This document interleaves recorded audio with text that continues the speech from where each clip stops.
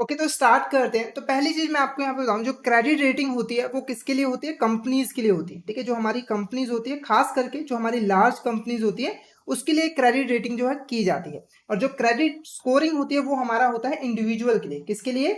Individual के लिए। तो ये दो पॉइंट आपने याद रखने हैं कि क्रेडिट रेटिंग होती है हमारी कंपनी के लिए, और यहाँ पर हमारी जो क्रेडिट स्कोरिंग होती है वो हमारे इंडिविजुअल्स के लिए होती है। तो एक एक करके हम इन दोनों को यहाँ पर पढ़ते हैं। तो पहले हम क्रेडिट रेटिंग के बारे में पढ़ेंगे कि क्रेडिट रेटिंग क्या होती है।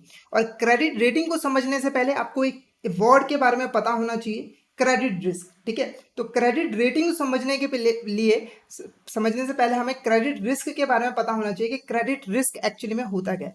तो देखो, जब भी कोई पर्सन किसी दूसरे पर्सन को लोन देता है या फिर हम किसी कंपनी में इन्वेस्ट करते हैं, तो उसके साथ हमारे हम जो है यहाँ पर क्रेडिट रिस्क बियर करते हैं। अब ये होता क्या है, तो इसको एक एग्जांपल के साथ यहाँ पर समझेंगे। तो यहाँ पर देखो, एक पर्सन ए है, ठीक है, यहाँ पर एक पर्सन बी। तो एक पर्सन है, पर्सन बी को यहाँ पर जो है 50,000 का यहाँ पर देखो लोन दे दिया। 3 सालों के लिए यहाँ पर जो है 50,000 का यहाँ पर लोन दिया, जिसके ऊपर 10% का यहाँ पर जो है इंटरेस्ट रेट पे किया जाना था। क्लियर है आपको? अब देखो क्या है कि ए पर्सन ने जैसे ही यहाँ पर बी पर्सन को लोन दिया, तो इसके ऊपर क्या आ गया? क्रेडिट रिस्क आ गया। ठीक है, क्या आ गया? Credit risk. अब क्रेडिट रिस्क है क्या? तो देखो, ये ए पर्सन ने इसको चलो पैसा दे दिया, पर यहाँ पर ये रिस्क बियर कर रहा है कि हो सकता है कि फ्यूचर में जो बी पर्सन है उसके 50,000 रुपए जो उसने लोन दिया वो इसको वापस ना करे, जिसकी वजह से इसको लॉस हो जाए। ठीक है, साथ के साथ ऐसा भी हो सकता है कि ये भी ना वापस करे और इस पे जो इंटरेस्ट मिलना था इसको 10% हर साल, वो भी यहाँ पर ना मिले। तो इसी को हम यहाँ पर क्या कहते हैं? Credit risk. जब कोई यहाँ पर बोरोवर, लेंडर यहाँ पर लोन देता है और बोरोवर यहाँ पर डिफॉल्ट कर देता है पेमेंट में, चाहे वो प्रिंसिपल अमाउंट हो चाहे यहाँ पर हमारी इंटरेस्ट की अमाउंट हो, तो वो उसकी वजह से यहाँ पर जो लेंडर होता है उसे लॉस होता है। ठीक है, और उसी को हम यहाँ पर क्या कहते हैं?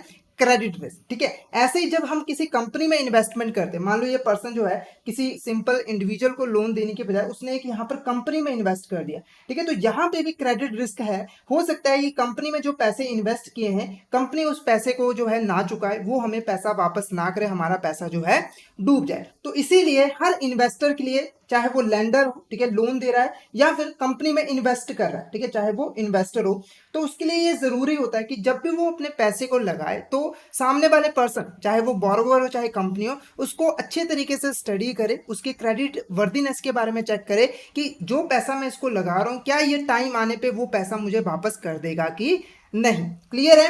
तो लेंडर और इन्वेस्टर के लिए नेसेसरी है कि वो बोरोवर और कंपनी की जो है क्रेडिट वर्दीनेस चेक करें। पर देखो, ये इंडिविजुअल्स होते हैं, इनके पास इतने रिसोर्सेस नहीं होते हैं कि वो जो है इन कंपनीज के, ठीक है, के बारे में इतनी इंफॉर्मेशन जो है जान सके, जिसकी वजह से इनके पास इंफॉर्मेशन की कमी होती है और ये इन्वेस्टमेंट कर देते हैं और इन्हें जो है लॉस हो जाता है। तो इसी प्रॉब्लम को सॉल्व करने के लिए, ठीक है, इसी प्रॉब्लम को यहाँ पर सॉल्व करने के लिए हमारी क्रेडिट रेटिंग का जो है कॉन्सेप्ट आया। क्या है हमारा यहाँ पर? क्रेडिट रेटिंग का कॉन्सेप्ट आया। ठीक है, अब ये क्रेडिट रेटिंग है क्या? तो यहाँ पर देखो, कुछ ऑर्गेनाइजेशंस होती हैं, कुछ यहाँ पर ऑर्गेनाइजेशंस होती हैं, वो स्पेशली इस काम के लिए बनी होती है। इनका काम क्या होता है? किसी भी कंपनी के बारे में पूरी इंफॉर्मेशन लेना कि ये कंपनी ने कितना पास्ट में लोन लिया है, उसकी रीपेमेंट उसने कितने अच्छे तरीके से की है, इसकी क्रेडिट वर्दीनेस क्या है, क्या ये जो लोन लेता है अपने इन्वेस्टर से, लेंडर से, क्या उनको वो वापस कर पाता है कि नहीं। ठीक है, अब ये जो ऑर्गेनाइजेशन होती हैं, इसमें जो पर्सन होते हैं वो एक्सपर्ट्स होते हैं, इनके पास रिसोर्सेज होते हैं, जिनकी हेल्प से ये आसानी से इस कंपनी के बारे में इंपॉर्टेंट रेलिवेंट इंफॉर्मेशन जो है वो ले पाते हैं। ठीक है, अब ये इंफॉर्मेशन लेते कहां से? तो यहां पर सिंपली देखो, कंपनी की जो फाइनेंशियल स्टेटमेंट्स होती हैं, जैसे कि बैलेंस शीट हो गया, प्रॉफिट एंड लॉस अकाउंट हो गया, उनकी हेल्प से ये जो है ये इंपॉर्टेंट इंफॉर्मेशन गेन करते हैं। जैसे कि बैलेंस शीट से इन्हें पता लग जाता है कि कंपनी की फाइनेंशियल पोजीशन क्या है, इसने पहले से कितने लोन लिए हुए हैं, उनकी रीपेमेंट कैसे कर रहा है। ठीक है, प्रॉफिट एंड लॉस अकाउंट से इन्हें पता लग रहा है कि इनकी अर्निंग कैपेसिटी कितनी है, इनको प्रॉफिट कितना हो रहा है, क्योंकि अल्टीमेटली जो पैसा वापस किया जाएगा वो प्रॉफिट की हेल्प से ही यहाँ पर जो है वापस किया जाएगा। तो फाइनेंशियल डाटा के बेस पे ये जो है इंफॉर्मेशन इकट्ठा करते हैं और उससे वो जो है किसी पर्टिकुलर कंपनी को एक रेटिंग प्रोवाइड करते हैं। ठीक है, क्या प्रोवाइड करते हैं? रेटिंग प्रोवाइड करते हैं, जैसे ही उसकी कंडीशन हो। मतलब जैसे कोई कंपनी बहुत ज्यादा अच्छी है तो उसको हाईएस्ट यहाँ पर रेटिंग प्रोवाइड कर दिया, हाईएस्ट नंबर प्रोवाइड कर दिया। ठीक है, अब वो जो रेटिंग प्रोवाइड की जाती है, वो जो नंबर्स प्रोवाइड किए जाते हैं, उसी को हम यहाँ पर क्या कहते हैं? Credit rating. जैसे मान लो यहाँ पर एक क्रेडिट रेटिंग एजेंसी ए है, उसने एक कंपनी थी, उसका यहाँ पर एनालिसिस किया, प्रॉपर फाइनेंशियल डाटा चेक किया और कंपनी जो है अच्छी निकली, कंपनी की जो क्रेडिट वर्दीनेस थी वो काफी ज्यादा यहाँ पर अच्छी थी। तो इसने यहाँ पर एक नंबर दे दिया, क्या दे दिया, मान लो यहाँ पर ट्रिपल ए दे दिया, क्या दे दिया, एक सिंबल दे दिया कि कंपनी बहुत ज्यादा यहाँ पर अच्छी है। अभी जो ट्रिपल है इसी को हम यहाँ पर क्या कहते हैं, क्रेडिट रेटिंग। क्या कहते हैं इसको हम यहाँ पर, क्रेडिट रेटिंग। क्लियर है आपको? तो ये हमारा यहाँ पर मीनिंग था, क्रेडिट रेटिंग था का। नेक्स्ट देखो, अब इसका हम यहाँ पर मीनिंग भी देख लेते हैं। तो यहाँ पर देखो, credit rating is analysis of credit risk associated with a financial instrument और अ बिजनेस एंटिटी। अब यहाँ एक चीज बता दूं कि जो क्रेडिट रेटिंग होती है वो यहाँ पर किसी कंपनी के लिए भी की जा सकती है, ठीक है, कि कंपनी कितनी ज्यादा अच्छी है, ठीक है। दूसरा, जो कंपनी यहाँ पर इंस्ट्रूमेंट इशू करे, जैसे इक्विटी शेयर्स हो गया, डिबेंचर्स हो गया, बॉन्ड्स हो गया, उनकी भी क्रेडिट रेटिंग की जाती है। यानी कि कंपनी की तो की जा रही है कि कंपनी बहुत ज्यादा यहाँ पर अच्छी है, साथ के साथ जो वो इंस्ट्रूमेंट इशू किए जा रहे हैं उसकी भी यहाँ पर क्रेडिट रेटिंग की जाती है। उसके बाद पूरी की पूरी जो कंट्री है, जैसे हमारी इंडिया है, उसकी भी यहाँ पर जो है क्रेडिट रेटिंग की जाती है। तो एक चीज आपने यहाँ पर क्लियर होनी चाहिए। तो यहाँ पर देखो क्या है, credit rating is an analysis, ठीक है। इसमें हम स्टडी करते हैं कि किसी भी फाइनेंशियल इंस्ट्रूमेंट या फिर बिजनेस एंटिटी के साथ क्रेडिट रिस्क कितना जुड़ा हुआ है, यानी हम उसमें जितना यहाँ पर इन्वेस्टमेंट करनी है कि नहीं करनी है वो हमें यहाँ से पता लग जाता है। अगर किसी कंपनी की क्रेडिट रेटिंग अच्छी नहीं है तो उसके साथ रिस्क ज्यादा है, हम वहां पर इन्वेस्टमेंट नहीं कर सकते। अगर आपको पूरी वीडियोस चाहिए तो आपको हमारा जो कोर्स है वो यहाँ पर बाय करना पड़ेगा, वहां पर आपको सारी वीडियोस मिल जाएगी। नेक्स्ट देखो, it is an assessment of credit worthiness. तो फाइनली क्रेडिट रेटिंग में जो क्रेडिट रेटिंग एजेंसीज होती है वो क्या चेक करती है, क्रेडिट वर्दीनेस। क्रेडिट वर्दीनेस का मतलब होता है जो बोरोवर है वो अपने लोन की रीपेमेंट कितने अच्छे से यहाँ पर कर पा रहा है, ठीक है। तो अगर कोई पर्सन यहाँ पर क्रेडिट वर्दीनेस उसकी अच्छी नहीं होती है तो वो हमें यहाँ पर क्रेडिट रेटिंग से जो है पता लग जाता है। अब ये जो क्रेडिट रेटिंग है जनरली अल्फा न्यूमेरिकल ग्रेड में होता है, जैसे मैंने आपको एग्जांपल दिया था ट्रिपल, ठीक है। तो इस तरीके से सिंबल में जो है यहाँ पर क्रेडिट रेटिंग जो है प्रोवाइड की जाती है। नेक्स्ट देखो यहाँ पर हमारी कैरेक्टरिस्टिक्स ऑफ क्रेडिट रेटिंग। अब जो हमारी क्रेडिट रेटिंग के कैरेक्टरिस्टिक्स क्या है, फीचर्स यहाँ पर क्या है, सबसे पहले assessment of issuer's capacity to repay. तो क्रेडिट रेटिंग में हम जो इशूअर है, इशूअर का मतलब जो यहाँ पर फाइनेंशियल इंस्ट्रूमेंट को इशू करके फंड रेज कर रहा है, ठीक है। जैसे कंपनीज बॉन्ड्स इशू करके लोन लेती है ना पब्लिक से, डिबेंचर इशू करके लोन लेती है, तो क्रेडिट रेटिंग में हम क्या करते हैं, इशूअर की कैपेसिटी चेक करते हैं कि वो जो पैसा ले रहा है उसकी वो रीपेमेंट कितने अच्छे से यहाँ पर कर पाएगा, ठीक है। अब इसमें मेनली हम क्या चीज देखते हैं, पहला देखो इंटरेस्ट। अब देखो जब भी डिबेंचर इशू किए जाते हैं तो उस पर एक फिक्स इंटरेस्ट पे किया जाता है, तो हम ये चेक करते हैं कि क्या कंपनी की इतनी कैपेसिटी है कि वो टाइमली इंटरेस्ट पेमेंट कर पाएगा, ठीक है। साथ के साथ जो प्रिंसिपल अमाउंट कंपनी ने ले आया है वो यहाँ पर रीपेमेंट कर पाएगा कि नहीं, वो चीज यहाँ पर असेस की जाती है। नेक्स्ट देखो, बेस्ड ऑन डाटा। अब ये जो असेसमेंट की जाती है ऐसी हवा में नहीं की जाती, इसके लिए प्रॉपर यहाँ पर डाटा लिया जाता है। जो क्रेडिट रेटिंग एजेंसीज है, कंपनीज को जो फाइनेंशियल डाटा होते हैं उनके बेस पे ही उनको जो है रेटिंग प्रोवाइड करते हैं। क्लियर है? उसके लिए वो उनकी जो फाइनेंशियल स्टेटमेंट्स हैं उनको प्रॉपर तरीके से रीड किया जाता है। नेक्स्ट देखो, एक्सप्रेस इन सिंबल्स। तो इनको हमेशा जो है सिंबल्स में शो किया जाता है, जैसे कि ट्रिपल ए हो गया, ट्रिपल बी हो गया, जितनी ज्यादा रेटिंग उतनी ज्यादा यहाँ पर सिंबल्स प्रोवाइड किए जाते हैं। नेक्स्ट देखो, कैरीड आउट बाय एक्सपर्ट। अब ये जो ऑर्गेनाइजेशन होती हैं, क्रेडिट रेटिंग एजेंसीज होती हैं, इसमें जो पर्सन्स होते हैं जो कंपनी को स्टडी करते हैं वो एक्सपर्ट्स होते हैं, वो इस फील्ड में जो है अच्छा उनको एक्सपीरियंस होता है। इसलिए जब वो कोई इन्फॉर्मेशन ले आते हैं, कोई रेटिंग देते हैं, तो उस पर लोगों का भरोसा होता है। क्योंकि देखो जब कोई एक्सपर्ट बंदा जांच करे, कोई एक्सपर्ट पर्सन जांच करे, तो लोगों का भरोसा यहाँ पर बढ़ता है। इसीलिए क्रेडिट रेटिंग एजेंसी जो है यहाँ पर एक्सपर्ट हायर करती है और वो जो है क्रेडिट रेटिंग जो है करती है। नेक्स्ट देखो, guidance about investment not recommendation. अब इसका क्या मतलब है, तो जो क्रेडिट रेटिंग एजेंसीज होती है वो सिर्फ और सिर्फ इन्वेस्टर को गाइडेंस प्रोवाइड कर दिया है कि आप जो है यहाँ पर इन्वेस्टमेंट कर सकते हो, वो रेकमेंड नहीं करते। मतलब कि वो इन्वेस्टर को कह नहीं रही है कि आपको इस कंपनी में इन्वेस्टमेंट करनी ही चाहिए, ऐसा बिल्कुल नहीं कहती है। सिर्फ वो एक गाइडेंस प्रोवाइड कर रही है कि उन्हें इसमें करना चाहिए या फिर नहीं करना चाहिए। तो ये आपने यहाँ पर ध्यान रखना है। तो ये हमारे फीचर्स है किसके, क्रेडिट रेटिंग के।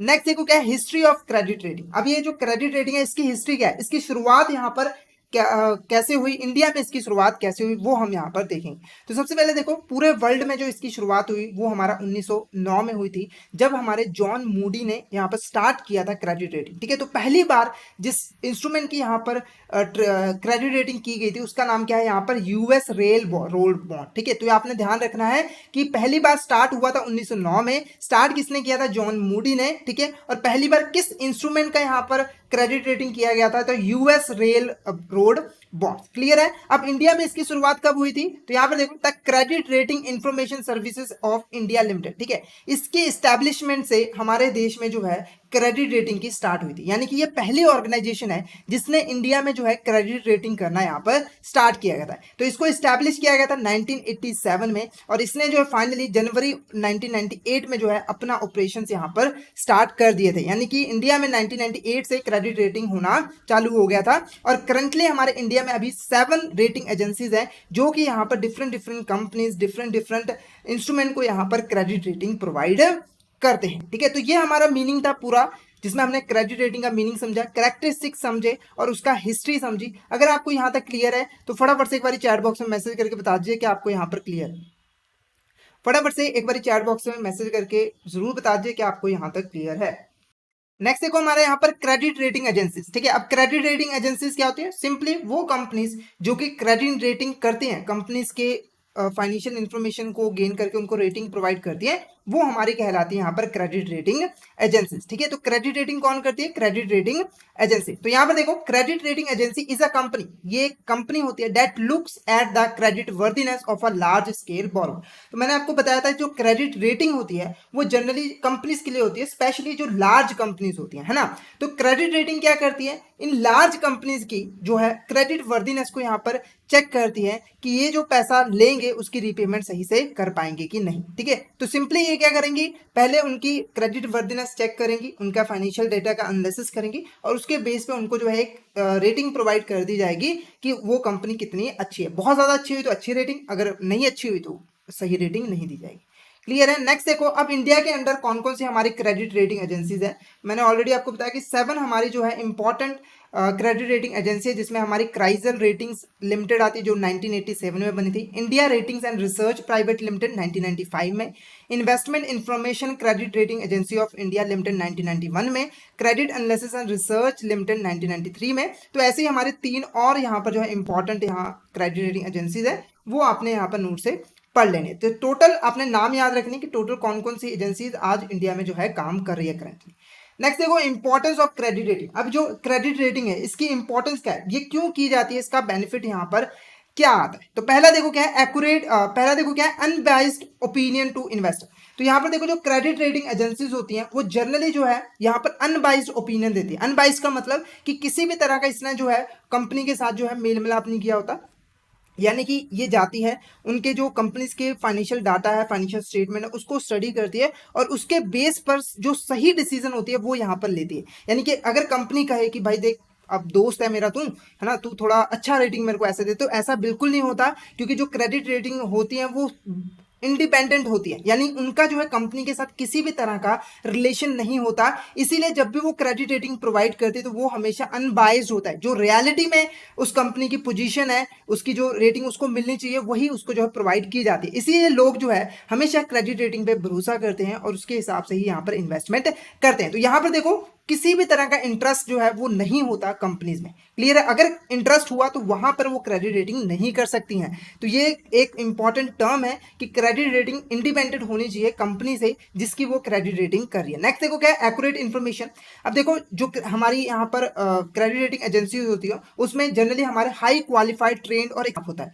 ठीक है, तो वो जो भी काम करता है वो यहाँ पर प्रॉपर तरीके से करता है, उनको प्रॉपर नॉलेज होती है, प्रॉपर एक्सपीरियंस होता है, तो इसीलिए जो भी इंफॉर्मेशन प्रोवाइड करती है वो एक्यूरेट होती है। ठीक है, हम उस पर ट्रस्ट कर सकते हैं। नेक्स्ट देखो इजी टू अंडरस्टैंड। अब ये जो क्रेडिट रेटिंग एजेंसीज होती हैं वो जनरली जो अपना रिजल्ट होता है, यानी जो रेटिंग प्रोवाइड करती है बहुत ही इजी टू अंडरस्टैंड लैंग्वेज में प्रोवाइड करती है। कोई आम पर्सन भी होगा ना तो उसे भी पता लग जाएगा कि ये कंपनी की रेटिंग एक्चुअली में कहना क्या चाह रही। ठीक है, मतलब ज्यादा टेक्निकल लैंग्वेज यूज नहीं करती, ये सिंपली या सिंबल्स का यूज करते हैं। जैसे यहाँ पर मान लो ट्रिपल ए, ठीक है, ट्रिपल ए से पता लग रहा है कि ट्रिपल ए यानी कि बहुत अच्छी। ऐसे ही यहाँ पर कोई मान लो डी है, आगे हम रेटिंग्स के बारे में पढ़ेंगे, तो डी से पता लगता है कि वो कंपनी क्या करेगी, डिफॉल्ट करेगी। यानी कि अगर कोई नॉर्मल पर्सन भी है तो वो आसानी से समझ लेगा कि इस कंपनी की क्रेडिट रेटिंग क्या है और इसकी क्या यहाँ पर पोजीशन है। ठीक है, तो इजी टू अंडरस्टैंड होता है। नेक्स्ट देखो इन्फॉर्मेशन फ्री ऑफ कॉस्ट। अब ये जो इन्फॉर्मेशन इन्वेस्टर्स को मिलती है वो फ्री ऑफ कॉस्ट मिलती है। कैसे फ्री ऑफ कॉस्ट मिलती है? तो यहाँ पर देखो जो भी क्रेडिट रेटिंग एजेंसीज होती हैं वो जो भी क्रेडिट रेटिंग करेंगी किसी भी कंपनी की, तो उसकी इन्फॉर्मेशन जो है उन्हें यहाँ पर न्यूज़पेपर एडवर्टाइजमेंट में देनी जरूरी होती है। यानी कि जो भी क्रेडिट रेटिंग आएंगी वो क्या करेंगी, न्यूज़पेपर में जो है इस्टेब्लिश कर देंगी कि हमने जो है इस कंपनी की क्रेडिट रेटिंग करी है और उसकी रेटिंग जो है इतनी है। ठीक है, साथ के साथ जो कंपनीज है वो भी एडवर्टाइजमेंट करेंगी अपनी कंपनी की कि हमने इस कंपनी से जो है क्रेडिट रेटिंग करवाई है और इस हमारी जो क्रेडिट रेटिंग है वो इतनी है। तो इससे जो नॉर्मल पर्सन है, जो इन्वेस्टर्स हैं, उनको यहाँ पर आसानी से फ्री ऑफ कॉस्ट इंफॉर्मेशन यहाँ पर मिल जाती है कि इस कंपनी की क्रेडिट रेटिंग कितनी है, यानी कि हमें ज़्यादा खर्च भी नहीं करना पड़ता। देखो इतना इंपॉर्टेंट डिसीजन लेना है हमें, इन्वेस्टमेंट का, अपने पैसे को इन्वेस्ट करना है, वो उसकी जो हमें गाइडेंस है वो हमें फ्री ऑफ कॉस्ट मिल जाती है। तो ये एक इंपॉर्टेंट बेनिफिट होता है हमारा क्रेडिट रेटिंग एजेंसी का। नेक्स्ट देखो क्या है, हेल्प इन इन्वेस्टमेंट डिसीजन। तो ये ऑब्वियस सी बात है कि जो हमारी क्रेडिट रेटिंग एजेंसी है वो अलग अलग कंपनीज की रेटिंग्स करती है, जिससे जो हमारे इन्वेस्टर्स हैं वो डिसीजन ले पाते हैं कि उन्हें किस कंपनी में इन्वेस्टमेंट करना चाहिए और किस में इन्वेस्टमेंट नहीं करना चाहिए। तो ये कुछ हमारी इंपॉर्टेंस थी कि इसकी क्रेडिट रेटिंग की। नेक्स्ट देखो क्या है, डिसिप्लिन कॉर्पोरेट बोरोवर्स। ठीक है, तो ये एक इंपॉर्टेंट फैक्ट है, ये एक इंपॉर्टेंट बेनिफिट होता है क्रेडिट रेटिंग एजेंसी का। इसमें देखो क्या होता है कि जब भी किसी कंपनी की यहाँ पर क्रेडिट रेटिंग की जाती है, ठीक है, तो जो हमारी क्रेडिट रेटिंग एजेंसी है वो क्या करती है, वो रेगुलर बेसिस पे उसको जो है मॉनिटर करती रहती है। यानी कि ऐसा नहीं होता कि एक बार क्रेडिट रेटिंग एजेंसी करती है उसके बाद कंपनी अपनी मनमानी करेगी, मतलब एक बार इसको अच्छा रेटिंग मिल गया तो ये अपने आप से काम अपने मतलब से यहाँ पर काम करेगी लोगों, क्योंकि इसको लगेगा कि अब तो ये चेंज होगा ही नहीं, अब तो हमारी इमेज जो है बाजार में अच्छी है। तो ऐसा नहीं होता, जो क्रेडिट रेटिंग एजेंसी है वो टाइम टू टाइम जो है मॉनिटर करती रहती है, और अगर कहीं पे कंपनी गलत होती है यानी कि उसकी जो फाइनेंशियल कंडीशन वो खराब होती है तो उसकी जो रेटिंग है उसको भी डाउनग्रेड कर देती है। तो इसीलिए ये जो कॉर्पोरेट बोरोवर्स होते हैं उसको डिसिप्लिन करती है। ठीक है, जब भी किसी कंपनी को हाईएस्ट रेटिंग मिल जाती है तो वो जो है कोशिश करती है कि उसकी जो रेटिंग है वही बनी रहे। तो इसीलिए वो प्रॉपर एथिक्स को यूज करती है, प्रॉपर पर्सनल तरीके से, अच्छे तरीके से यहाँ पर काम करते हैं, ताकि किसी भी रीजन से उसकी जो रेटिंग है वो यहाँ पर कम ना हो जाए। नेक्स्ट देखो क्या है, बेनिफिट्स ऑफ क्रेडिट रेटिंग। अब क्रेडिट रेटिंग के बेनिफिट्स क्या होते हैं, तो क्रेडिट रेटिंग जो बेनिफिट्स है उसको हम दो पार्ट्स में डिवाइड कर देते हैं। एक है बेनिफिट्स टू इन्वेस्टर, यानी कि इन्वेस्टर पॉइंट ऑफ व्यू से क्रेडिट रेटिंग के कौन कौन से बेनिफिट्स हैं। दूसरा देखो क्या है, बेनिफिट्स टू इश्यूअर। इश्यूअर कौन है, जो यहाँ पर फंड रेज करा है, उसके पॉइंट ऑफ व्यू से, दोनों के पॉइंट ऑफ व्यू से हम यहाँ पर बेनिफिट्स देखेंगे कि दोनों के पॉइंट ऑफ व्यू से बेनिफिट यहाँ पर है। पहला देखो क्या है, benefits to the investor. Investor को क्या क्या बेनिफिट होते हैं क्रेडिट रेटिंग के। पहला देखो क्या है, असेसमेंट ऑफ रिस्क।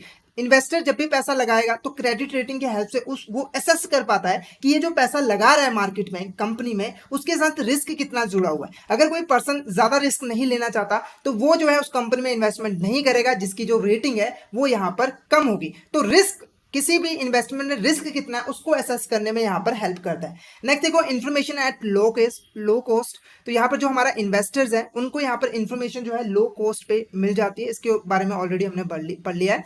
नेक्स्ट देखो, एडवांटेजेस ऑफ कंटिन्यूस मॉनिटरिंग। ठीक है, तो अब देखो अगर किसी टाइम जो कंपनी की जो रेटिंग है वो अच्छी है ना, और जो हमारा पर्सन है इन्वेस्टर उसने इन्वेस्टमेंट कर दिया उस कंपनी में, तो जो हमारा इन्वेस्टर्स को घबराने की जरूरत नहीं होती है, क्योंकि जो क्रेडिट रेटिंग एजेंसी है वो रेगुलर बेसिस पे मॉनिटर करती रहती है जो हमारे बोरोवर्स होते हैं, जिसकी वजह से वो जो है अच्छे तरीके से काम करते रहते हैं, जिससे इन्वेस्टर का पैसा जो है वो यहाँ पर सेफ रहता है। नेक्स्ट देखो, provide investor choice of investment. तो अलग अलग एवेन्यूज में, अलग अलग इंस्ट्रूमेंट्स में, अलग अलग कंपनीज में इन्वेस्टमेंट करने के यहाँ पर जो है तरीके मिल जाते हैं, अलग अलग कंपनीज की रेटिंग्स मिल जाती है, जिसकी हेल्प से इन्वेस्टर यहाँ पर आसानी से जो है इन्वेस्टमेंट कर पाता है। नेक्स्ट देखो, बेनिफिट्स टू इश्यूअर। अब इश्यूअर को क्या क्या यहाँ पर बेनिफिट्स होता है। पहला देखो क्या है, ईज इन बोरोविंग। ठीक है, अब देखो किसी भी बिजनेस के लिए जो बोरोविंग करना होता है बहुत ही मुश्किल होता है। बैंक से बोरोविंग करेगा तो उसके लिए जो है उसको प्रॉपर तरीके से अपनी सिक्योरिटी कोई प्लेज करनी पड़ेगी, साथ के साथ बहुत सारे डॉक्यूमेंटेशन यहाँ पर करने पड़ेंगे। ठीक है, तो यहाँ पर देखो जब भी कोई कंपनी की क्रेडिट रेटिंग एजेंसी जो क्रेडिट रेटिंग है वो अच्छी होती, यानी कि मान लो एक कंपनी एक्सेल एडवाइजरी लिमिटेड है, उसकी क्रेडिट रेटिंग AAA, क्या है AAA, तो वो किसी भी बैंक के पास जाएगा ना तो उसको आसानी से लोन मिल जाएगा।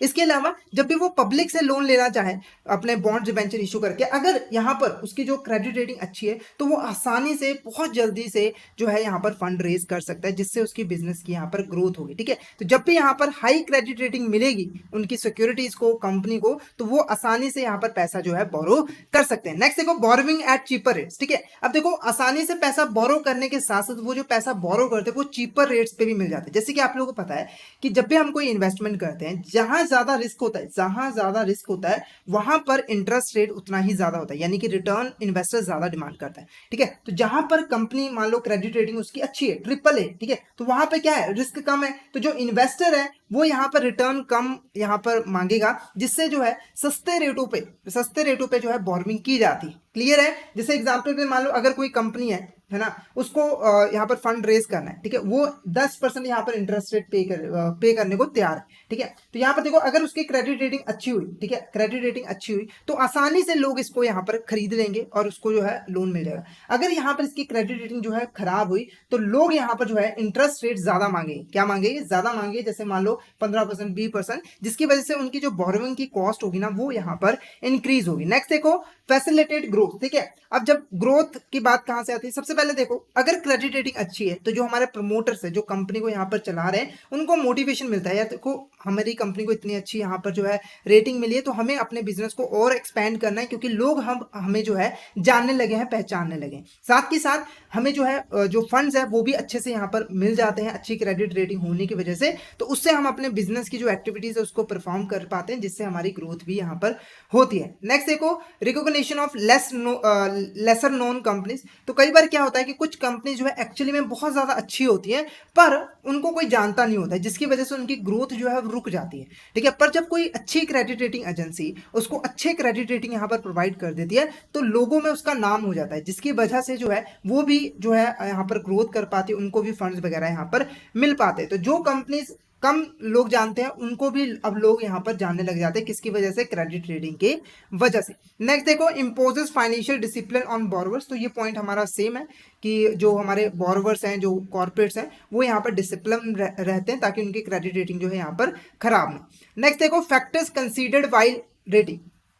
अब ये जो हमारी क्रेडिट रेटिंग एजेंसीज हैं वो जब भी किसी कंपनी की क्रेडिट रेटिंग करती हैं तो वो कौन कौन से फैक्टर्स को ध्यान में रख के जो है यहाँ पर क्रेडिट रेटिंग करते हैं, मतलब कौन कौन सी चीजों को यहाँ पर देखा जाता है। सबसे पहले issuer's ability to service it date.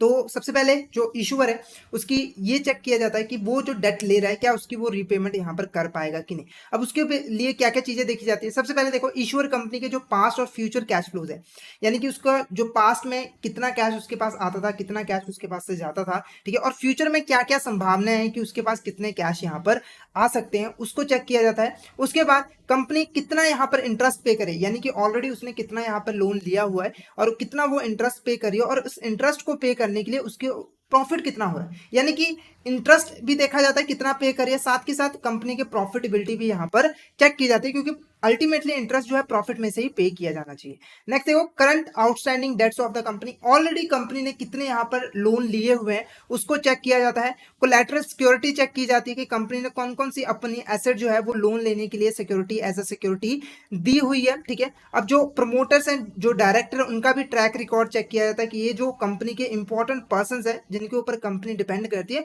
उनका ट्रैक रिकॉर्ड कैसा है, कैसे वो जो है लोन वगैरह लेते हैं, कैसे उसको रीपे करते हैं, उनका भी ट्रैक रिकॉर्ड यहाँ पर चेक किया जाता है। नेक्स्ट देखो क्या है, market position of the company. ठीक है, तो एबिलिटी चेक कर ली कि डेट को यहाँ पर वापस कर पाएगा कि नहीं।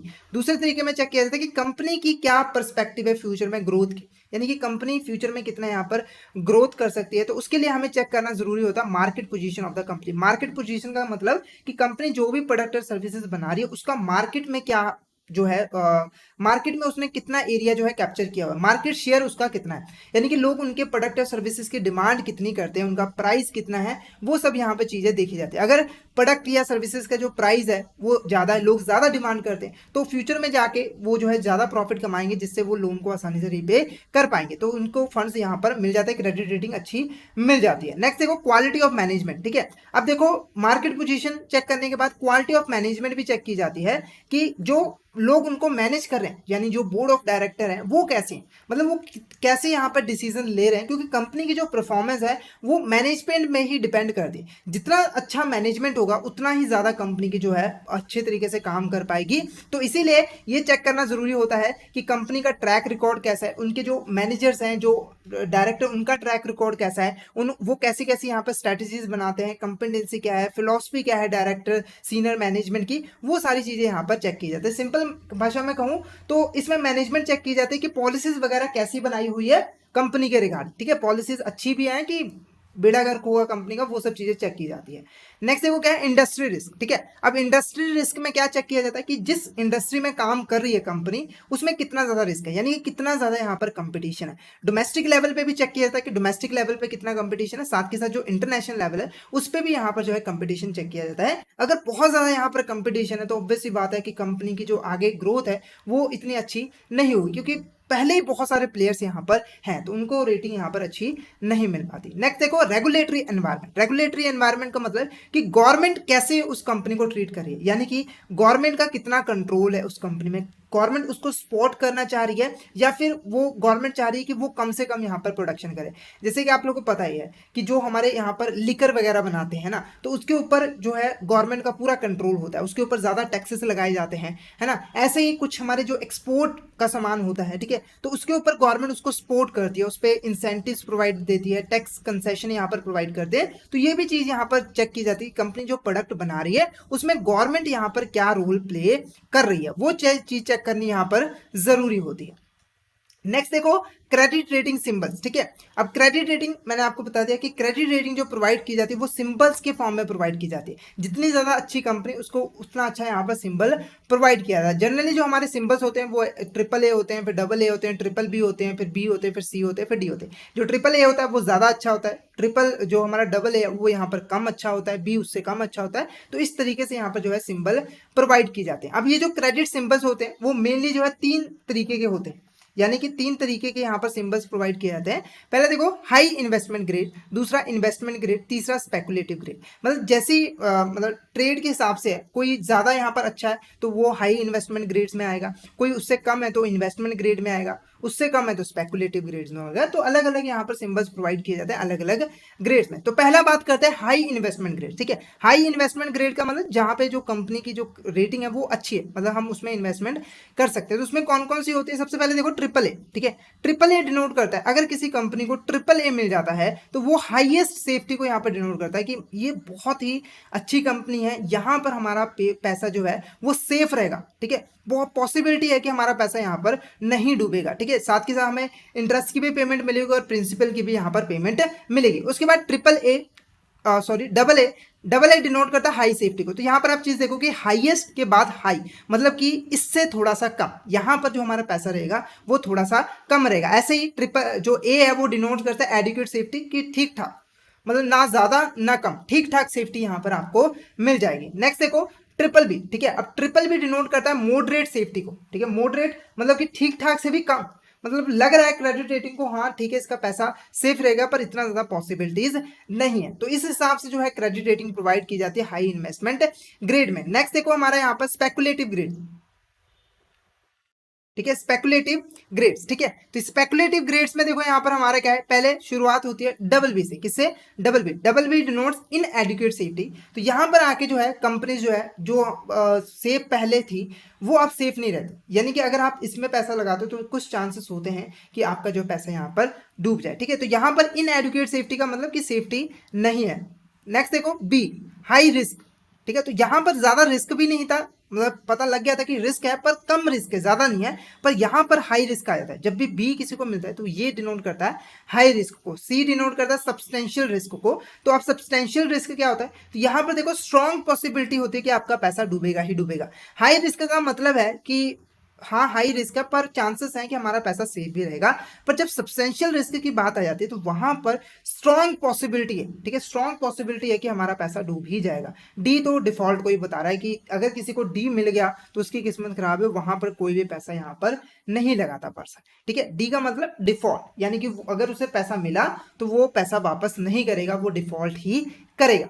नेक्स्ट देखो क्या है, रेटिंग्स आउटलुक। ठीक है, अब ये रेटिंग्स आउटलुक क्या होते हैं, तो यहाँ पर देखो जो हमारी क्रेडिट रेटिंग एजेंसी है वो रेटिंग्स तो प्रोवाइड करते हैं, जैसे ट्रिपल ए, ठीक है, ट्रिपल बी, ऐसे रेटिंग्स तो प्रोवाइड करते हैं। साथ के साथ ना कुछ एडिशनल इन्फॉर्मेशन भी प्रोवाइड करते हैं कि फ्यूचर में ये जो हमने रेटिंग प्रोवाइड की है इसका डायरेक्शन क्या रहेगा, मतलब किस डायरेक्शन में ये चेंज हो गए, मतलब कि कितना इनमें चेंजेस आएगा। जैसे मान लो यहाँ पर कंपनी ने एक को बता दिया कि डबल ए, ठीक है, क्रेडिट रेटिंग दे दी कितनी, डबल ए, ठीक है। तो साथ के साथ ना कंपनी ये भी बता दे कि फ्यूचर में इसके क्या चांसेस है, ये क्या डबल ए से कम होके ए आ जाएगा या फिर बढ़ के ये ट्रिपल हो जाएगा, ट्रिपल ए हो जाएगा। तो ये भी कंपनी कुछ इंडिकेशंस यहाँ पर देती है, उसी को हम यहाँ पर क्या कहते हैं, रेटिंग्स आउटलुक, क्या कहते हैं हम इसको, रेटिंग आउटलुक। तो ये कुछ हमारे एडिशनल इंफॉर्मेशन प्रोवाइड करते हैं लेंडर और इन्वेस्टर को कि जो हमारा यहाँ पर रेटिंग है उसका एक्सपेक्टेड डायरेक्शन क्या होगा, वो किस डायरेक्शन में जो है फ्यूचर में जाके चेंज होगा। और जनरली ये हमारा जो पीरियड होता है वो 6 महीने से लेके 2 साल तक का होता है, यानी क्रेडिट रेटिंग एजेंसी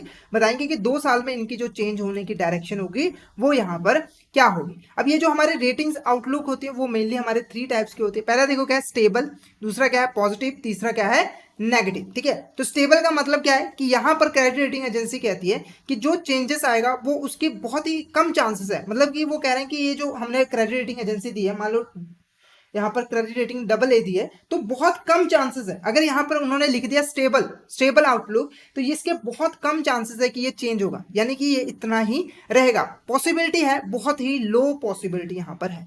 नेक्स्ट देखो क्या है पॉजिटिव, जब भी पॉजिटिव दिया जाएगा तो इसमें क्रेडिट रेटिंग एजेंसी बोलती है कि इस कंपनी के जो क्रेडिट रेटिंग है फ्यूचर में जाके बढ़ जाएंगे, यानी कि अगर डबल ए दिया है तो चांसेस हाई पॉसिबिलिटी है कि इनके जो आगे चल के जो रेटिंग हो जाएगी वो ट्रिपल ए हो जाएगी, ठीक है। तो यहाँ पर high likelihood to upward rating, upward आगे बढ़ेगा। नेक्स्ट क्या है नेगेटिव, ठीक है, नेगेटिव में क्या है सिंपली नीचे, यानी कि अगर यहाँ पर डबल ए दिया है तो स्ट्रॉन्ग पॉसिबिलिटी है कि ये कम होकर कितना हो जाएगा, यहाँ पर ए हो जाएगा। तो जब भी कोई इन्वेस्टर यहाँ पर इन्वेस्ट करता है तो वो ये भी चीजें जरूर देखता है, रेटिंग आउटलुक भी देखता है, रेटिंग तो देखते हैं साथ के साथ रेटिंग आउटलुक भी यहाँ पर देखता है।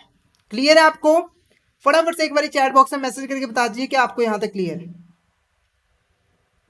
फटाफट से चैट बॉक्स में मैसेज करके बता दीजिए कि आपको यहाँ तक। नेक्स्ट देखो हमारा regulation for CRA in India, हर ऑर्गेनाइजेशन की रेगुलेशन करनी यहाँ पर जरूरी होती है ताकि वो प्रॉपर तरीके से यहाँ पर काम कर पाए। तो ऐसे जो हमारी क्रेडिट रेटिंग एजेंसी है उनको भी रेगुलेट किया जाता है इंडिया में। तो हमारी क्रेडिट रेटिंग एजेंसी को रेगुलेट कौन करता है, securities exchange board of India, किसके थ्रू करता है, सेबी रेगुलेशन 1999। तो आपको ये चीज यहाँ पर ध्यान रखनी है कि इंडिया में CRA को कौन रेगुलेट करता है, securities exchange board of India, और उसको पावर्स कहाँ से मिलती है, तो SEBI credit rating agency regulation 1999, ठीक है। तो हर ऑर्गेनाइजेशन को कहीं ना कहीं से यहाँ पर पावर मिलती है, तो सेबी को पावर मिलती है SEBI credit rating agency regulation 1999, ठीक है। तो इसके रिगार्डिंग जो है अब जो सेबी है उसके पास पावर है कि वो CRA को यहाँ पर कंट्रोल करेगा, ठीक है, उसको रेगुलेट करेगा ताकि वो प्रॉपर तरीके से काम करे। तो समय समय में जो यहाँ पर सेबी है वो यहाँ पर कुछ गाइडलाइंस इशू करता है जिनको यहाँ पर फॉलो करना जरूरी होता है क्रेडिट रेटिंग एजेंसीज के लिए, ठीक है। तो सबसे पहले देखो यहाँ पर गाइडलाइन है रजिस्ट्रेशन से रिलेटेड। तो आप लोगों को पता है कि क्रेडिट रेटिंग जो एजेंसी है जब भी यहाँ पर वो बनेगी, ठीक है, उन्होंने अपना ऑपरेशन स्टार्ट करना है तो उन्हें सेबी के अंडर रजिस्ट्रेशन करवानी जरूरी होती है, ठीक है। बिना रजिस्ट्रेशन के वो यहाँ पर काम शुरू नहीं कर सकते, ठीक है। तो रजिस्ट्रेशन के रिगार्डिंग यहाँ पर जो हमारा सेबी है कुछ यहाँ पर गाइडलाइन देता है, यानी कि कोई भी ऐसा ही कोई person credit rating agency start नहीं कर सकता। जैसे कोई सिंगल पर्सन मिलकर क्रेडिट रेटिंग स्टार्ट करना चाहता है तो ऐसा पॉसिबल नहीं है, कुछ कंडीशंस है जो कि पूरी होनी जरूरी है। सबसे पहले देखो जो पर्सन यहाँ पर कोई सिंगल पर्सन हो चाहे फाइनेंशियल इंस्टीट्यूशन हो जो क्रेडिट रेटिंग एजेंसी को खोलना चाहता है यानी कि ऑपरेशंस करना चाहता है, उसकी जो मिनिमम नेटवर्थ है वो मोर देन 100 करोड़ होनी चाहिए। यानी कि अगर कोई मान लो यहाँ पर ए पर्सन है वो क्रेडिट रेटिंग एजेंसी खोलना चाहता है तो उसकी जो नेटवर्थ होनी चाहिए वो 100 करोड़ से ज्यादा होनी चाहिए, ठीक है। ऐसे ही कोई फाइनेंशियल इंस्टीट्यूशन है तो उसकी भी नेटवर्थ यहाँ पर ज्यादा होनी चाहिए। उसके बाद अगर मान लो किसी पर्सन के पास जो है नेटवर्थ 100 करोड़ से ज्यादा है, उसके बाद जो वो CRA ओपन करेगा यानी कि क्रेडिट रेटिंग एजेंसी चलाएगा उसकी मिनिमम नेटवर्थ 5 करोड़ होनी चाहिए, ठीक है। नेक्स्ट, अब ये जो क्रेडिट रेटिंग एजेंसीज होगी वो उसके लिए प्रॉपर इंफ्रास्ट्रक्चर होना जरूरी है। मतलब ऐसा नहीं हुआ कि सिर्फ कागजों पे ओपन कर लिया, ऐसा बिल्कुल नहीं है कि बस जो टैक्स टुक बचाने के लिए यहाँ पर कागजों पे क्रेडिट रेटिंग एजेंसी ओपन कर लिया पर उसके लिए कोई ऑफिस नहीं है, कोई इंफ्रास्ट्रक्चर नहीं है, ठीक है, घर ही से काम करी जा रहे, तो ऐसा नहीं, प्रॉपर एडिक्वेट इंफ्रास्ट्रक्चर होना चाहिए और साथ के साथ उसमें जो पर्सन एम्प्लॉय होंगे वो भी यहाँ पर एक्सपोर्ट होने जरूरी है। क्लियर है आपको? नेक्स्ट देखो यहाँ पर ऑब्लिगेशंस, ठीक है। अब ये जो हमारी क्रेडिट रेटिंग एजेंसी उसकी कुछ यहाँ पर ड्यूटीज भी होती हैं। तो पहली ड्यूटी देखो क्या है कि जब भी ये काम करेगी तो सेबी ने जो कोड ऑफ कंडक्ट प्रिस्क्राइब किया उसको ही फॉलो करके काम करेगी। यानी कि जैसे सेबी ने कहा कि आपको अगर क्रेडिट रेटिंग इस तरीके से करनी है तो उनको ऐसा ही यहाँ पर करना पड़ेगा। क्लियर है। नेक्स्ट देखो required to monitoring their rating, ठीक है। अब ये जो रेटिंग करते हैं क्रेडिट रेटिंग एजेंसीज जो भी रेटिंग करते हैं तो उनको कंटिन्यूसली मॉनिटर करना इनकी ऑब्लिगेशन होती है। यानी कि ये एक बार क्रेडिट रेटिंग कर दिया उसके बाद छोड़ दिया, उसके बाद कहाँ गया पता नहीं, ऐसा बिल्कुल नहीं होना चाहिए। इनकी रिस्पॉन्सिबिलिटी, अगर किसी कंपनी की इन्होंने क्रेडिट रेटिंग अच्छी की है तो इनके ऊपर सारा रिस्पॉन्सिबिलिटी है कि वो अच्छी ही रहे, ठीक है। अगर किसी केस में वो कम हो जाती है तो उसको कम जो है बताए, इन्वेस्टर को पता लगे, ताकि इन्वेस्टर के साथ किसी भी तरह का धोखा यहाँ पर ना हो। क्लियर है। नेक्स्ट देखो सीआर में not rate securities that is issued by there promoter और देयर एसोसिएट। तो मैंने आपको पहले बताया था कि जो हमारे सीआर है वो इंडिपेंडेंट होने चाहिए, यानी कि अगर उनके जो प्रमोटर जिन्होंने इनको स्टार्ट किया वो कोई सिक्योरिटी इशू करते हैं तो उसको ये रेट नहीं कर सकती। क्लियर है आपको। नेक्स्ट देखो क्या है, फीस फॉर क्रेडिट रेटिंग, ठीक है। अब बात ये उठती है कि क्रेडिट रेटिंग जो एजेंसीज होती हैं वो पैसा कहाँ से कमाती है, ठीक है। तो पहली चीज, क्रेडिट रेटिंग जो एजेंसी होती है वो फीस के मीडियम से यहाँ पर पैसा कमाते हैं, यानी कि जो क्रेडिट रेटिंग करती है उनसे यहाँ पर फीस इनको मिलती है, ठीक है। तो अब ये फीस कौन प्रोवाइड करता है? तो पहली चीज देखो, जब भी कोई क्रेडिट रेटिंग करनी होती है तो क्रेडिट रेटिंग खुद नहीं जाती, यानी कि अगर किसी कंपनी को यहाँ पर क्रेडिट रेटिंग करवानी है अपनी सिक्योरिटीज को, अपनी कंपनी को, तो वो अप्रोच करती है क्रेडिट रेटिंग एजेंसीज के पास। मतलब क्रेडिट रेटिंग एजेंसी सीधा नहीं जाती कंपनी के पास, भाई मैं आपकी क्रेडिट रेटिंग करना चाहता हूँ, ऐसा बिल्कुल नहीं होता। जो इश्यूअर कंपनी है वो खुद क्रेडिट रेटिंग एजेंसी के पास जाएगी कि आप जो है हमारी कंपनी के क्रेडिट रेटिंग कर दो और हमारे फाइनेंशियल इंस्ट्रूमेंट की क्रेडिट रेटिंग कर दो, जिसके बदले में जो हमारा इश्यूअर है ये फीस पे करता है किसको? हमारे क्रेडिट रेटिंग एजेंसी को। यानी कि ये जो फीस है वो हमारा इश्यूअर जो यहाँ पर फाइनेंशियल इंस्ट्रूमेंट को इशू करेगा, यानी कि कंपनी, वो यहाँ पर पे करती है। जो हमारे यूजर्स हैं जो कि इस इंफॉर्मेशन को यूज करते हैं, जैसे कि हम हो गए, इंडिविजुअल हो गया, इन्वेस्टर हो गया, उसको कोई भी फीस यहाँ पर पे नहीं करनी पड़ती है। क्लियर है। अब जो क्रेडिट रेटिंग एजेंसीज होती है उसका जो 95% से ज्यादा जो रेवेन्यू है उन्हें इस फीस के माध्यम से ही यहाँ पर मिलता है, ठीक है। अब इस फीस के अलावा कुछ और चार्जेस भी यहाँ पर जो है क्रेडिट रेटिंग एजेंसी जो है वो चार्ज करती है, जैसे कि annual surveillance fee for to monitor. यानी कि देखो क्रेडिट रेटिंग जो कर रही है उसके लिए तो पैसा ले ही रही है ना, ट्रिपल ए यहाँ पर प्रोवाइड कर दिया, पैसा लिया है ना, उसके बाद उसको मॉनिटर भी तो करना है। अब मॉनिटर फ्री में थोड़ी करेगा क्रेडिट रेटिंग एजेंसी, तो उसके लिए भी ये चार्जेस जो है वो लेते हैं। तो फीस के साथ साथ सर्विलेंस फीस भी यहाँ पर ली जाती है। तो यहाँ पर हमारा जो क्रेडिट रेटिंग का कॉन्सेप्ट है वो यहाँ पर खत्म हो जाता है, ठीक है। तो यहाँ पर हमने क्रेडिट रेटिंग पढ़ लिया, डिटेल में हमने क्रेडिट रेटिंग यहाँ पर पढ़ लिया। नेक्स्ट हम पढ़ेंगे यहाँ पर क्रेडिट स्कोरिंग। तो पहली चीज आपको डिफरेंस तो पता ही है कि वो होता है कंपनीज के लिए, लार्ज कंपनीज के लिए, और ये होता है हमारा इंडिविजुअल्स के लिए या फिर छोटी मोटी जो कंपनीज हो उसके लिए, ठीक है। तो क्रेडिट स्कोरिंग का काम बिल्कुल सेम है। इससे हमें ये पता लगता है कि कोई भी इंडिविजुअल या फिर स्मॉल जो कंपनी है उसकी फाइनेंशियल क्रेडिट वर्दीनेस कैसे है, यानी कि अगर वो लोन लेगा तो उसकी वो रीपेमेंट कैसे कर पाएगा, टाइमली कर पाएगा कि नहीं। तो यहाँ पर देखो credit scoring is a statistical analysis performed by the lender and financial institution, ठीक है। तो ये कौन यूज करता है? लेंडर्स हो गए, फाइनेंशियल इंस्टीट्यूशन हो गए जो यहाँ पर लोन देते हैं, ठीक है। तो वो जो है इसको एनालाइज करते हैं ताकि वो जो डिटरमाइन कर पाए, क्या डिटरमाइन कर पाए कि जो इंडिविजुअल उनसे लोन लेने आया है कि वो उनकी क्रेडिट वर्दीनेस कैसे, यानी कि वो क्या टाइमली पेमेंट हमें कर पाएगा कि नहीं। तो आप देख सकते हो कि काम बिल्कुल दोनों के सेम है, पर डिफरेंस किस चीज का? लार्ज कंपनी और यहाँ पर इंडिविजुअल का है।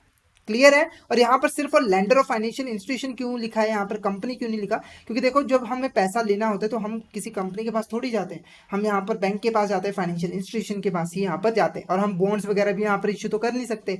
नेक्स्ट देखो, in India credit scores are evaluated and monitored by credit information company. अब देखो जैसे हमारी क्रेडिट रेटिंग एजेंसीज थी जो कि कंपनी को क्रेडिट रेटिंग प्रोवाइड करती हैं, ऐसे ही हमारे इंडिया में क्रेडिट इन्फॉर्मेशन कंपनीज होती हैं जो कि यहाँ पर क्रेडिट स्कोरिंग प्रोवाइड करती है। तो नाम आपको याद रखना है कि क्रेडिट इंफॉर्मेशन कंपनीज कौन सी कंपनीज? ऐसी कंपनीज जो कि यहां पर किसी भी इंडिविजुअल या स्मॉल कंपनी को यहां पर क्रेडिट स्कोरिंग प्रोवाइड करती है। अब ये जो लेंडर्स होते हैं, फाइनेंशियल इंस्टीट्यूशन है, वो इस स्कोरिंग के हिसाब से ही जो है यहां पर अपना फैसला लेते हैं। तो स्कोरिंग देता कौन है? हमारा क्रेडिट इंफॉर्मेशन कंपनी।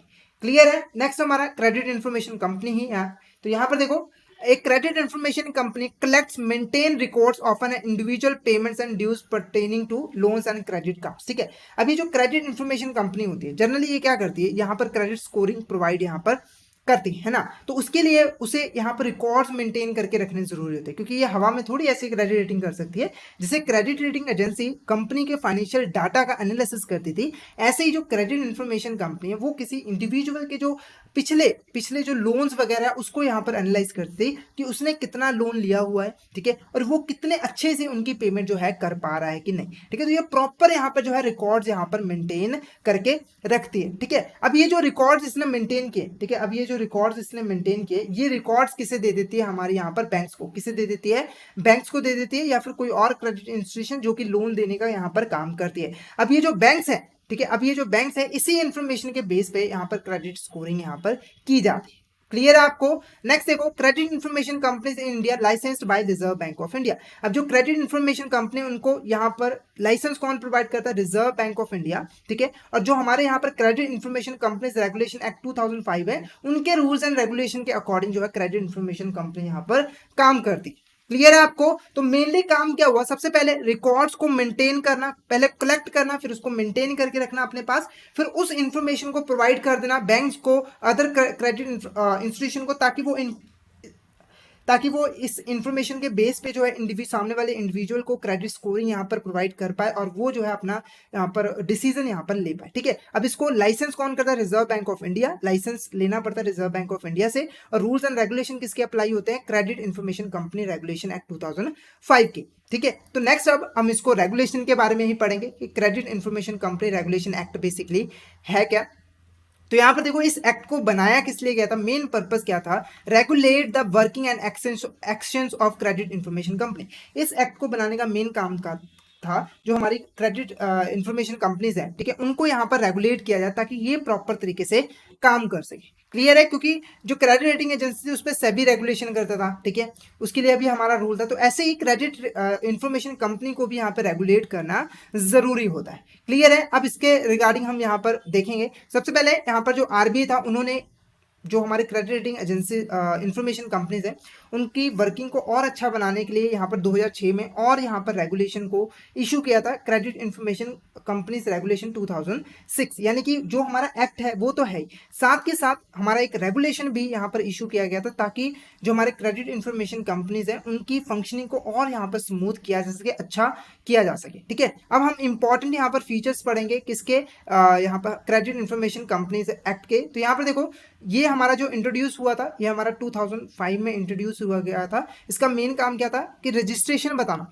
कि जो भी कोई क्रेडिट इंफॉर्मेशन कंपनी वो कैसे यहाँ पर रजिस्ट्रेशन करवाएगी, कौन कौन से यहाँ पे डॉक्यूमेंट्स की रिक्वायरमेंट होगी। साथ के साथ अगर यहाँ पर किसी भी तरह का डिस्प्यूट होता है, ठीक है, किसके बीच में, क्रेडिट इंफॉर्मेशन कंपनी या उसके मेंबर्स के बीच में, तो उसको कैसे सुलझाना है वो सारा भी हमारा यहाँ पर यही एक्ट जो है बताता है। अब कैसे फंक्शंस करेगा हमारा इंफॉर्मेशन क्रेडिट इंफॉर्मेशन कंपनी, वो भी जो है यही बताता है। क्लियर है? नेक्स्ट देखो सेक्शन 15, ठीक है, सेक्शन 15 जो हमारा इस एक्ट का सेक्शन 15 है वो क्या कहता है कि हमारे इंडिया देश में, ठीक है, हर कोई भी क्रेडिट इंस्टीट्यूशन हो, ठीक है, जो लोन देने का काम करती है, उसको जो है कम से कम एक क्रेडिट इंफॉर्मेशन कंपनी की मेंबरशिप लेनी जरूरी होगी। यानी कि कोई भी बैंक हो, कोई भी फाइनेंशियल इंस्टीट्यूशन हो जो लोन देने का काम करती है, उसके लिए जरूरी है कि वो क्रेडिट इंफॉर्मेशन कंपनी की यहाँ पर मेंबर बन सके। क्लियर है? उसके बाद देखो सेक्शन 17 क्या कहता है, कोई भी हमारी क्रेडिट इंफॉर्मेशन कंपनी हो, है ना, वो जो इंडिविजुअल का डाटा लेती है तो वो सिर्फ और सिर्फ अपने मेंबर्स से ही ले सकती है।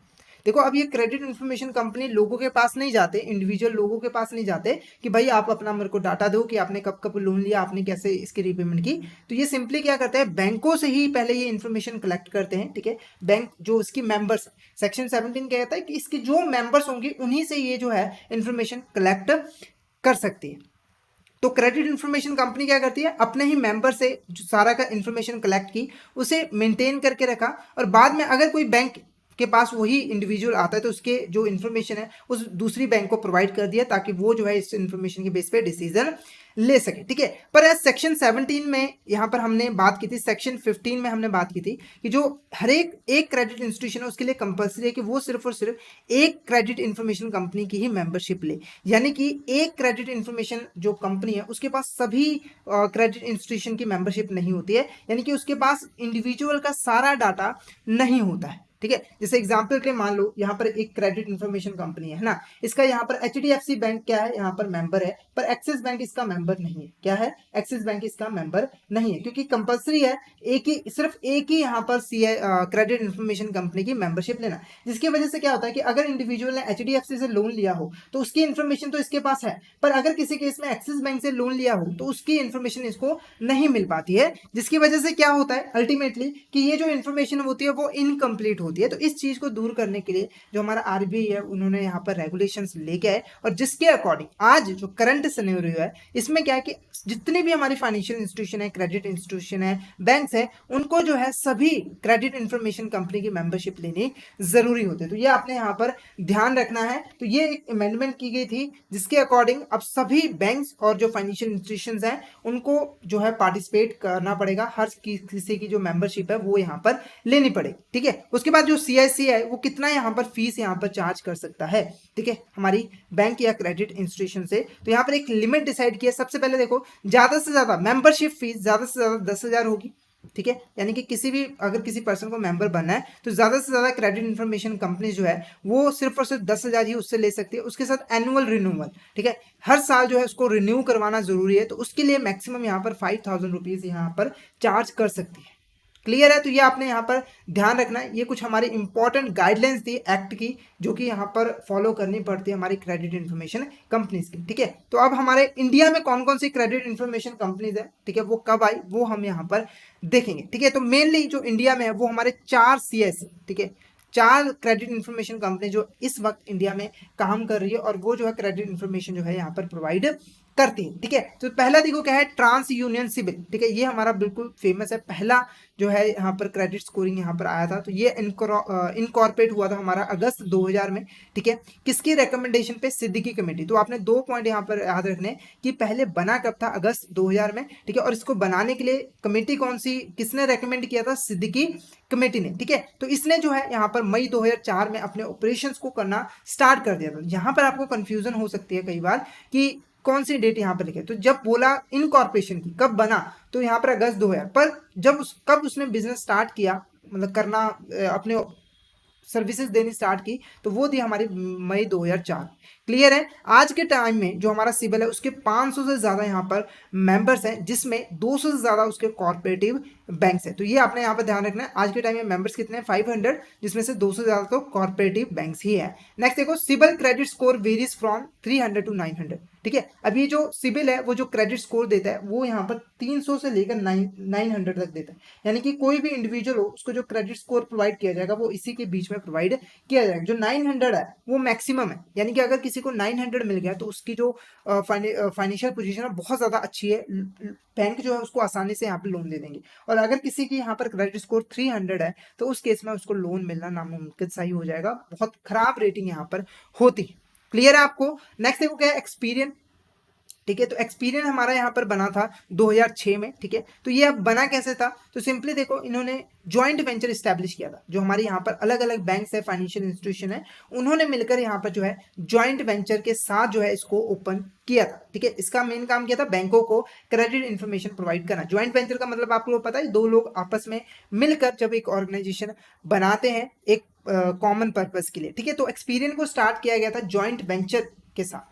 ठीक है, नेक्स्ट देखो, अब ये जो है क्रेडिट रिपोर्ट्स प्रोवाइड करता है इंडिविजुअल्स की, किसको, बैंक्स को, अदर फाइनेंशियल इंस्टीट्यूशन को। उसके बाद देखो इक्विफैक्स। ठीक है, तो इक्विफैक्स जो बना था वो हमारा यहाँ पर 1819 में बना था। ठीक है, और ये कहाँ पे है, अटलांटा में। अब इंडिया में इसने ऑपरेशन कब स्टार्ट किया था, तो यहाँ पर इसको जो सर्टिफिकेट रजिस्ट्रेशन का वो यहाँ पर 2010 में जो है मिला था, यानी कि बना चाहे 1819 में था, पर इंडिया में इसने अपने ऑपरेशन कब स्टार्ट की थी, यहाँ पर 2010 से। क्लियर है। नेक्स्ट देखो हमारा CRIF, high mark credit information services. ठीक है, अब इसका काम भी बिल्कुल सेम ही है, पर ये स्पेशली जो है यहाँ पर रिटेल, एग्रीकल्चर, रूरल और MSME सेक्टर के लिए यहाँ पर काम करता है, मतलब उनकी जो इन्फॉर्मेशन है वो बैंकों को यहाँ पर प्रोवाइड करता है। क्लियर है आपको। नेक्स्ट देखो क्या है, मेंबरशिप टू सीएससी, यानी कि जो हमारा क्रेडिट इंफॉर्मेशन कंपनी है, कौन कौन लोग जो है इसके मेंबर बन सकते हैं। सबसे पहले देखो, कोई भी बैंक हो, रीजनल रूरल बैंक हो, कोऑपरेटिव बैंक हो, एनबीएफसी हो, फाइनेंशियल इंस्टीट्यूशन हो, ठीक है, हाउसिंग फाइनेंस इंस्टीट्यूशन हो, वो आसानी से इसके मेंबर बन सकते हैं। इसी के साथ अगर कोई कंपनी जो है वो क्रेडिट कार्ड के बिजनेस में है तो वो भी जो है इसमें मेंबरशिप ले सकते हैं। साथ के साथ अगर कोई कंपनी जो लोन वगैरह देने का काम करती है तो वो भी यहाँ पर मेंबरशिप ले सकती है। इसके अलावा इंश्योरेंस कंपनीज, ठीक है, credit rating agency, asset reconstruction company, ये सारी ही इसके मेंबर जो है बन सकते हैं। नेक्स्ट देखो क्रेडिट स्कोर्स, ठीक है। अब क्रेडिट स्कोर आप लोग को पता है, जैसे क्रेडिट रेटिंग थी ऐसे ही मैंने ऑलरेडी आपको बताया था ना कि जो सिबिल है वो 300 से 900 के बीच में यहाँ पर स्कोर देता है। तो वो क्या है, हमारा क्रेडिट स्कोर है, जिससे हमें पता लगेगा कि जो पर्सन है उसकी जो फाइनेंशियल पोजीशन है वो कैसी है, उसकी क्रेडिट वर्दीनेस कैसी है। तो यहाँ पर देखो, credit score is a statistical number that evaluates a consumers credit worthiness. तो ये भी हमारा एक स्टैटिस्टिकल नंबर होता है जिससे हम कंज्यूमर की क्रेडिट वर्दीनेस का यहाँ पर पता लगा पाते हैं। इससे हमें पता लगता है कि ये फ्यूचर में जाके ये हमारे लोन को वापस कर पाएगा कि नहीं, ठीक है। और क्रेडिट स्कोर हमारे जनरली 300 टू 900 होते हैं, ठीक है। तो नेक्स्ट देखो, हमारा difference between credit ratings and credit scores, ठीक है। अब हमने दोनों के बारे में पढ़ लिया, क्रेडिट रेटिंग के बारे में भी पढ़ लिया, क्रेडिट स्कोर्स के बारे में भी यहाँ पर हमने डिटेल में पढ़ लिया। अब इन दोनों के बीच में डिफरेंस क्या है वो हम यहाँ पर देखेंगे। तो पहला डिफरेंस देखो क्या है, this are given by credit rating agencies, ठीक है। जो कंपनीज क्रेडिट रेटिंग प्रोवाइड करते हैं उनको हम क्या कहते हैं, क्रेडिट रेटिंग एजेंसी। और इसको और क्रेडिट स्कोर कौन प्रोवाइड करते हैं, क्रेडिट इंफॉर्मेशन कंपनीज। क्लियर है। नेक्स्ट देखो, the rating is normally alpha numeric and may contain a plus और माइनस साइन, ठीक है। तो ये हमारे जैसे हमने साइन में बात की थी ट्रिपल ए, ठीक है, इसमें जो होते हैं साथ के साथ इसमें प्लस माइनस का साइन भी होता है। ये हमारा रेटिंग आउटलुक होता है, जैसे मैंने आपको बताया था ना, पोस्ट फ्यूचर में क्या चांसेस है इसके इंक्रीज या डिक्रीज होने में, तो उसके साथ होते हैं। और ये जो हमारे डिजिट नंबर में होते हैं, जनरली 3 डिजिट यहाँ पर नंबर होते हैं, 300 से लेकर 900, ठीक है। अब ये जो क्रेडिट रेटिंग दी जाती है वो लार्ज कॉर्पोरेट्स को दी जाती है, गवर्नमेंट्स को दी जाती है, और ये जो होते हैं हमारे इंडिविजुअल या फिर स्मॉल बिजनेस एंटिटीज को दी जाती है, ठीक है। तो यहाँ तक हमने जो है क्रेडिट रेटिंग और क्रेडिट स्कोर्स के बारे में डिटेल में पढ़ लिया है। आई होप आपको यहाँ तक क्लियर हो गया होगा।